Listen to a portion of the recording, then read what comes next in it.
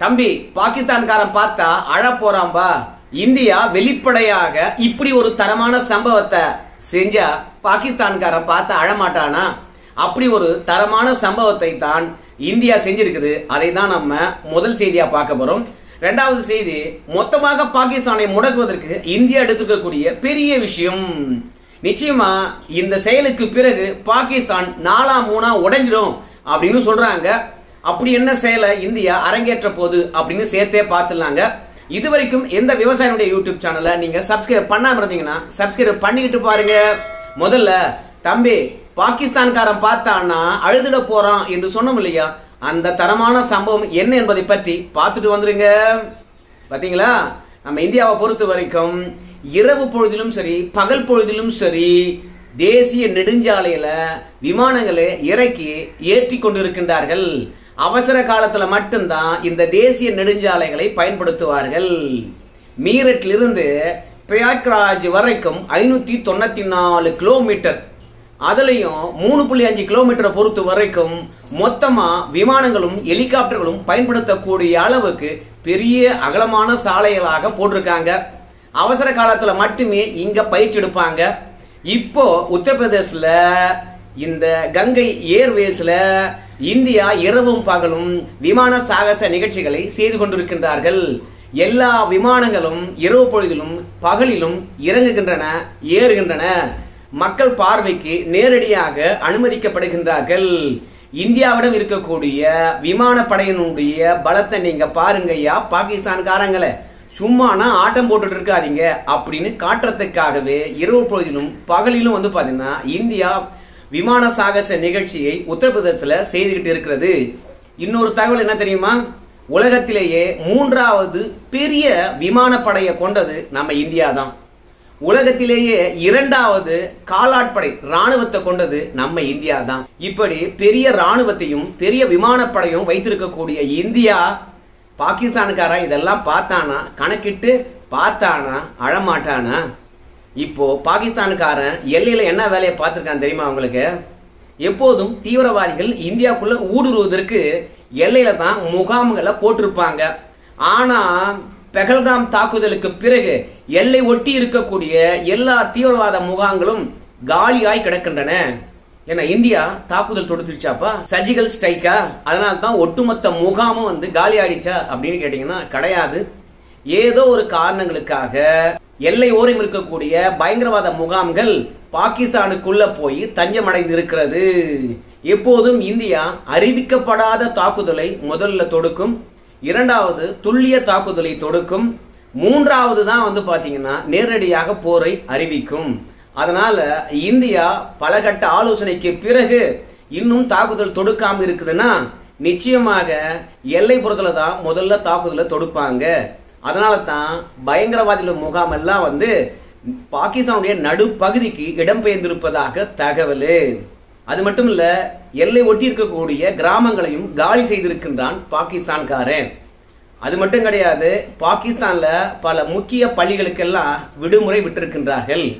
அதோட பாகிஸ்தான் ஆக்குப்படை காஷ்மீர்ல இருக்கக்கூடிய மதராசாக்களுக்கும் பாத்தீங்கன்னா விடுமுறை விட்டுருக்காங்க. என்னங்க பாகிஸ்தான் நிறைய பள்ளிகளுக்கு விடுமுறை விட்டுட்டீங்க, பாகிஸ்தான் ஆக்கிப்படை காஷ்மீர்ல இருக்கக்கூடிய மதராசா பள்ளிகளுக்கு பாத்தீங்கன்னா விடுமுறை விட்டுட்டீங்க, என்ன நடக்குது அப்படின்னு அங்க இருக்கக்கூடிய ஆட்சியாளர்கிட்ட கேட்கின்ற போது, பாகிஸ்தான்ல தாங்க முடியாத வெயில், அதெல்லாம் குழந்தைகள் எப்படி பள்ளிக்கூடம் போவாங்க, அதனால நாங்க பள்ளிகளை மூடிட்டோம் அப்படின்னு அவன் சொல்றான். ஆனா பயங்கரவாத முகாம்களும் தீவிரவாத இயக்கங்களும் மதராசாவில தான் பயிற்சி கொடுக்கப்படுவதாக இந்தியாவுக்கு தகவல் கிடைத்திருக்கிறது. அதனால மதராசா பள்ளிகள் பாகிஸ்தானும் சரி பாகிஸ்தான் ஆக்குப்படை காஷ்மீரிலும் சரி எங்கே செயல்படுகிறதோ அங்கெல்லாம் இந்தியா தாக்குதல் தொடுக்கலாம் என்ற கவலையினாலதான் மதராசாக்களையும் பல முக்கியமான மத அடிப்படைவாத பள்ளிகளையும் மூடிவிட்டு ஓடி இருக்கிறது பாகிஸ்தான். எப்பா நீண்ட நாளுக்கு பிறகு இப்ப பாகிஸ்தான் பாத்தீங்கன்னா ஒரு ஆலோசனை கூட்டத்தை பாகிஸ்தானுடைய ராணுவ ஜெனரல் அவன் தான் இப்ப பாகிஸ்தானே ஆட்சி நடத்திட்டு இருக்கிறான். அவன் தலைமையில ஒரு ஆலோசனை கூட்டமானது நடந்திருக்கிறது.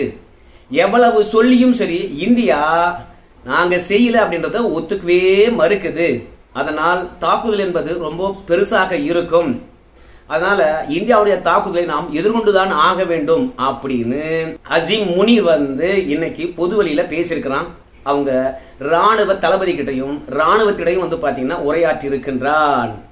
இத்தனை நாள் என்ன பண்ணான், எங்க இருந்தான், அவன் எங்கேயோ தொலைஞ்சிட்டான், வெளிநாட்டுக்கு தப்பிச்சு ஓடிட்டான் அப்படின்லாம் நம்ம பேசியிருந்தோம். ஆனா திடீர்னு எங்கிருந்து வந்தான், திடீர்னு ஆலோசனை நடத்தி விட்டு இந்தியாவுடைய தாக்குதலை வீரமாக எதிர்கொள்வோம் என்று சவால் விட்டுருக்கானே, என்ன அர்த்தம் அப்படின்னு பார்க்கும் பொழுது, இந்தியா இடத்துல சமாதானம் பேசுவதற்காக பல நாடுகளுக்கெல்லாம் தூது விட்டு இருந்தான். ஆனா அந்த நாடுகள் எல்லாம் இந்தியா கிட்ட பேசிச்சா என்னன்னு தெரியல. ஆனா இப்போதைக்கு இந்தியா சமரசம் ஆற மாதிரி தெரியல. போரை எதிர்கொண்டுதான் ஆக வேண்டும் என்ற நிலை இருப்பதனால அசீம் முனீர் உடனடியாக அவங்க ராணுவத்தை கூப்பிட்டு ஆலோசனை நடத்தி இருக்கின்றான். அதனால இந்தியா பாகிஸ்தானுக்கு எதிராக பெரிய ஒரு போரை செய்வதற்கு வாய்ப்பு இருக்குது அப்படின்னு எல்லாரும் பேசிக்கிறாங்கப்பா. இதற்கிடையில பாகிஸ்தானுக்கு IMF இருந்து $7 பில்லியன் அளவுக்கு நிதி கொடுக்க ஒப்பந்தம் ஆயிருக்கிறது. அதுல பாகிஸ்தானை பொறுத்த வரைக்கும் $1.7 பில்லியன் அளவுக்கு பணத்தை வாங்கிட்டு இருக்கிறான். அது மட்டும் இல்ல, நம்ம ஏற்கனவே பாத்தீங்கன்னா உலக வங்கி கிட்ட இருந்து $108 மில்லியன் அளவுக்கு நிதியை பெற்றிருக்கின்றான் அப்படின்னு சொன்னோம். அந்த நிதியை இந்தியா தடுத்துதா இல்லையா என்ற விஷயமானது நமக்கு தெரியல. ஏன்னா அந்த நிதியும் இந்தியா தடுப்பதற்காக முயற்சி செய்து கொண்டிருக்கிறது அப்படின்னு சொன்னாங்க. பாகிஸ்தானை பொறுத்த வரைக்கும் பாகிஸ்தானுடைய குழந்தைகளுக்கும் பெண்களுக்கும் அதிகாரம் அளிக்கும் விதமாக, அவங்களுடைய வளர்ச்சியில கவனம் செலுத்தும் விதமாக, பெண்களுக்கான கட்டமைப்பை உறுதி செய்யும் விதமாக இந்த $108 மில்லியன் கடன் வாங்குறோம் அப்படின்னு சொல்லிட்டு பெண்களுக்காகவும் குழந்தைகளுக்காகவும் தான் அந்த கடன் அப்படின்னு சர்வதேச இல்ல உலக வங்கியிடம் பாத்தீங்கன்னா பாகிஸ்தான் கடன் வாங்குவதாகவும் அந்த கடன் பாகிஸ்தானை கொடுக்க போறோம் அப்படின்னு சொல்லிட்டாங்க. ஆனா இந்தியா நீங்க $108 மில்லியன் அளவுக்கு பணம் கொடுத்தீங்கன்னா நிச்சயமா தீவிரவாதத்துக்கு தான் பயன்படுத்துவான். ஏற்கனவே சர்வதேச நாணயமா இருந்தாலும் சரி, வேர்ல்டு பேங்கா இருந்தாலும் சரி, கொடுத்த கடன் பற்றியான விவரங்களை வெளிப்படையாக பாகிஸ்தான் ஒப்படைக்க சொல்லுங்க, அதற்கு பிறகு பணம் கொடுங்க அப்படின்னு இந்தியா $108 மில்லியன் தடுத்து நிறுத்தினதாக ஒரு தகவல். ஆனா கொடுத்தாங்களா இல்லை என்று தெரியல. பெண்கள் சென்டிமெண்ட்டை வச்சு $108 மில்லியன் வாங்க காத்திருக்கிறான். இதற்கிடையில $1.7 பில்லியன் சர்வதேச நாணய நிதியத்திலிருந்து பெற்று விட்டவன் இன்னும் $5.3 பில்லியன் மீதி தொகை வாங்கணும். ஆனா இந்தியா FATF மூலமாக காய்களை நகர்த்துகிறது. பைனான்ஸ் டாஸ்க் போர்ஸ் பாரிஸ்ல இருக்கிறது இதனுடைய தலைமையகம். பாகிஸ்தான் நீங்க கொடுக்கின்ற காசை அத்தனையும் தீவிரவாதத்துக்கு தான் பயன்படுத்துது. லேட்டஸ்டா பெஹல்காம்ல தாக்குதல் தொடுத்தது கூட பாகிஸ்தான் தான். லக்சர் இ தொய்பா தான், பாகிஸ்தான் தான் இதை செய்திருக்கிறது. தாக்குதல் தொடுப்பதற்கு 4 நாளைக்கு முன்பாக பெஹல்காம்ல பாகிஸ்தான் பயங்கரவாதிகள் நோட்டமிட்டு இருக்கின்றார்கள். பாகிஸ்தானுடைய சேட்டலைட் போன 2 பயன்படுத்தி இருக்கின்றார்கள். இந்த 6 பயங்கரவாதிகளும் காஷ்மீருக்குள்ள வருவதற்கு பாகிஸ்தான் ராணுவம் உதவி செய்திருக்கிறது, பயிற்சி அளித்திருக்கிறது அப்படின்ற எல்லா தகவலையும் எடுத்திருக்கிறாங்க. நம்ம இந்தியா என்ஐஏ கண்டுபிடித்த ஒட்டுமொத்த தகவலையும் FATF இருக்கக்கூடிய உறுப்பினர் நாடுகள் கிட்ட ஆதாரத்தை பகிர்ந்து கொண்டிருக்கிறது. ஏற்கனவே பாகிஸ்தானை பொறுத்த வரைக்கும் 2018 கிரே லிஸ்ட்ல சேர்த்துட்டாங்க. சைனா கிட்ட கெஞ்சி கெஞ்சி கெஞ்சி கிரே லிஸ்ட்ல இருந்து கொஞ்சம் வெளியே வந்தான். அப்ப கூட FATF ஆனது பாகிஸ்தான் கிட்ட ஒரு 30 பாயிண்ட கொடுத்து இந்த 30 பாயிண்டையும் பூர்த்தி பண்ணி கொடுங்க, உங்க நாட்டுல இதற்கான தீர்வுகளை கண்டு எல்லாத்தையும் பண்ணிட்டோம் அப்படின்னு ஆதாரத்தை கொடுங்க அப்படின்னு பாத்தீங்கன்னா FATF ஆனது சொல்லிச்சு. அப்பதான் உங்களை கிரே லிஸ்ட்ல இருந்து கிரீன் லிஸ்ட்ல மாத்தும் அப்படின்னாங்க. சைனாவுடைய அழுத்தத்தின் காரணமாக FATF ஆனது பாகிஸ்தானை 2022 கிரே லிஸ்ட்ல இருந்து கிரீன் லிஸ்டுக்கு மாத்திச்சு. இப்போ மீண்டும் இந்தியா பாத்தீங்கன்னா பாகிஸ்தானை கிரே லிஸ்டுக்கு கொண்டுகிட்டு போக போறாங்க. மீண்டும் $5.3 பில்லியன் அளவுக்கு பாகிஸ்தானுக்கு நீங்க கடன் கொடுத்தீங்கன்னா நிச்சயமா பாகிஸ்தான் பாத்தீங்கன்னா வளர்ச்சிக்காக பயன்படுத்த மாட்டான் அப்படின்னு சொல்லிவிட்டு ஆதாரங்களை உறுப்பு நாடுகளுக்கு கொடுத்து பாகிஸ்தானை கிரே லிஸ்ட்ல மாற்றுவதற்கான முயற்சியை இந்தியா ஈடுபட்டுக்கிட்டு இருக்கிறது. அதற்கான வேலையை தொடங்கி விட்டார்களாம். சோ இப்படி ஒட்டுமொத்தமாக பாகிஸ்தானுடைய நிதி ஆதாரத்துல கை வைப்பதனால பாகிஸ்தான் ஏற்கனவே பொருளாதாரத்தில் விழுந்து விட்டு இருக்குது என்ற விஷயம் உங்க எல்லாருக்குமே தெரியும். அது மட்டுமல்ல, ராணுவ தளவாடங்களுக்கு கூட எரிபொருள் பற்றாக்குறை தான் இருக்கிறது. அது மட்டுமல்ல, காங்கிரஸ் ஆட்சி காலத்துல பாகிஸ்தானுக்கு இந்தியாவுடன் வர்த்தகம் செய்வதற்காக சிறப்பு அனுமதியை கொடுத்திருந்தாங்க. மோஸ்ட் பிரியாரிட்டி நேஷன் அப்படின்றது. இதன் மூலமாக பாகிஸ்தான்ல இருந்து நமக்கு உலர் பழங்கள், காய்கறிகள் வந்திருந்து, கிழங்குகள் வந்திருந்தது. ஆனா அதற்கு பதிலாக நாம வாகா எல்லை வழியாக அத்தியாவசிய பொருளாக இருக்கக்கூடிய பாகிஸ்தானுக்கு ரசாயனம், மருந்து, மருத்துவ பொருட்கள், இப்படி ஏகப்பட்ட விஷயங்களை சிறிய வியாபாரிகள் மூலமாக பாகிஸ்தானுக்கு நாம அனுப்பிட்டு இருந்தோம். சோ எந்த தருணத்திலும் சரி மோஸ்ட் பிரியாரிட்டி ஆஃப் நேஷன் என்ற வர்த்தக ஒப்பந்தத்தின் அடிப்படையில் இதை தடை பண்ணதே கிடையாது. இது ரெண்டு நாட்டுக்கு எல்லை ஒட்டி இருக்கக்கூடிய வர்த்தகர்கள் பாத்தீங்கன்னா வியாபாரம் பார்த்து கொள்ளுகின்ற விஷயம். இந்த அத்தியாவசிய பொருட்கள் பாகிஸ்தானுக்கு போறதும், விவசாய விளைபொருட்கள் இந்தியாவுக்கு வரதுமாக இருந்தது. ஆனா இப்போ பெஹல்காம் தாக்குதலுக்கு பிறகு அதையும் இந்தியா தடை பண்ணியிருக்கிறது. அது மட்டும் கிடையாது, இந்தியாவினுடைய வான் எல்லையை பாகிஸ்தான் பயன்படுத்தக்கூடாது என்று இந்தியா அதிரடியாக தடை விதித்தது. இப்போ அடுத்த கட்டமாக என்ன ஒரு தடையை விதித்திருக்குன்னு கேட்டீங்கன்னா, சாமி நாங்க ரஷ்யாவிடம் இருந்து பொருட்களை ஏத்தின்னு வந்திருப்போம். அன்றைய தருணத்துல பாத்தீங்கன்னா பாகிஸ்தானுக்கும் இந்தியாவுக்கும் எந்தவித மோதலும் இல்லை. அதனால எங்க கப்பலானது இந்திய துறைமுகத்தை அடைய வேண்டும். ரஷ்யாவில் ஏத்தின கப்பல் இருக்கக்கூடிய பொருளை இந்தியா இறக்கலன்னு வச்சுக்கீங்களேன், நாங்க என்ன ரஷ்யாவில் கொண்டு போய் திருப்பி கொடுக்க முடியும்? அதனால 3 மாசம் 2 மாசம் பயணம் பண்ணி இந்தியாவை நோக்கி வந்திருக்கிறோம். அதனால பொருட்களை இறக்கி கொள்ளணும் அப்படின்னு சொல்லிட்டு பாகிஸ்தான் பல வர்த்தக கப்பல்கள் பாத்தீங்கன்னா இந்திய துறைமுகத்துல நின்றுகிட்டு இருக்குது. இப்ப இந்தியாவை பொறுத்த வரைக்கும் என்ன சொல்லிக்கிறான்னு கேட்டீங்கன்னா, தபாருங்கய்யா கப்பல் வரதுல ஒன்னும் பிரச்சனை இல்லை.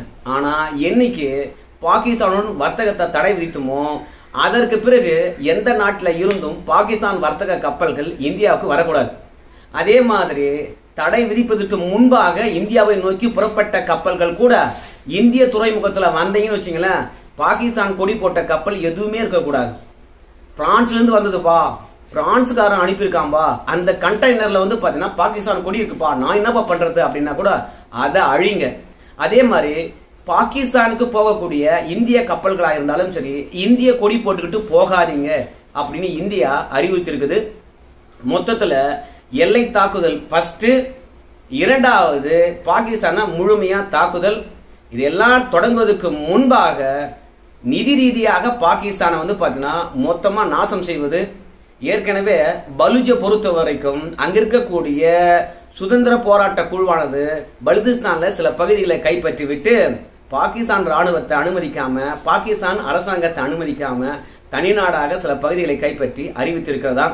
ஏற்கனவே சிந்து பகுதியில் இருக்கிறவங்க சிந்து நதி பிரச்சனை தொடர்பாக பாகிஸ்தான் ஆட்சியாளர்களை அனுமதிக்காம தேசிய நெடுஞ்சாலையை தடை பண்ணி வச்சிருக்காங்க. அதனால பாகிஸ்தான் ராணுவமானது பஞ்சாப் பகுதியில போய் தாக்குதல் தொடுப்பதற்கு முடியாத ஒரு நிலை இருக்கிறது. நம்முடைய மேஜர் மதன்குமார் அவர்கள் ஒரு தகவலை பகிர்ந்து கொண்டார்.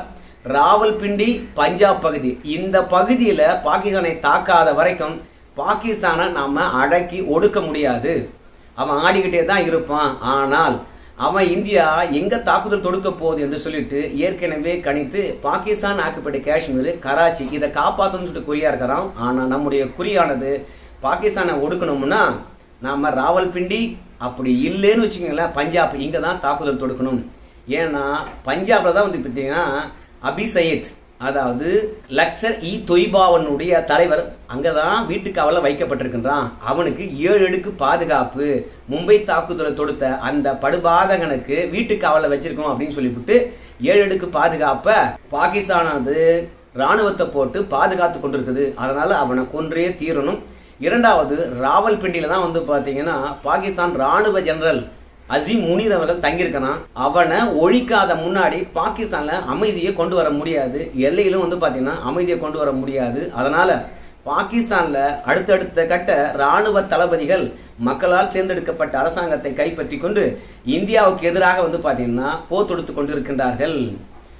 ஆரம்ப காலகட்டத்திலிருந்து இன்றைக்கு வரைக்கும் இந்தியாவை 100 பகுதிகளாக மாற்றுகின்றோம் என்றுதான் ஒவ்வொரு ராணுவ தளபதியும் பதவி ஏற்கின்ற போது சத்திய பிரமாணம் செய்யறான். அதனால நாம ராணுவ வீரர்களை கொள்வதை விட ராணுவ தளபதிகளை தான் கொல்லணும் அப்படின்னு மேஜர் மதன்குமார் அவர்கள் சொல்றாரு. அதனால பஞ்சாப் மற்றும் ராவல்பிண்டியில தாக்குதல் தொடுத்தோம்னா சூப்பரா இருக்கும் அப்படிங்கிறாங்க. சரி, என்ன நடக்க போகுதுன்னு பொறுத்து பார்க்கலாம்.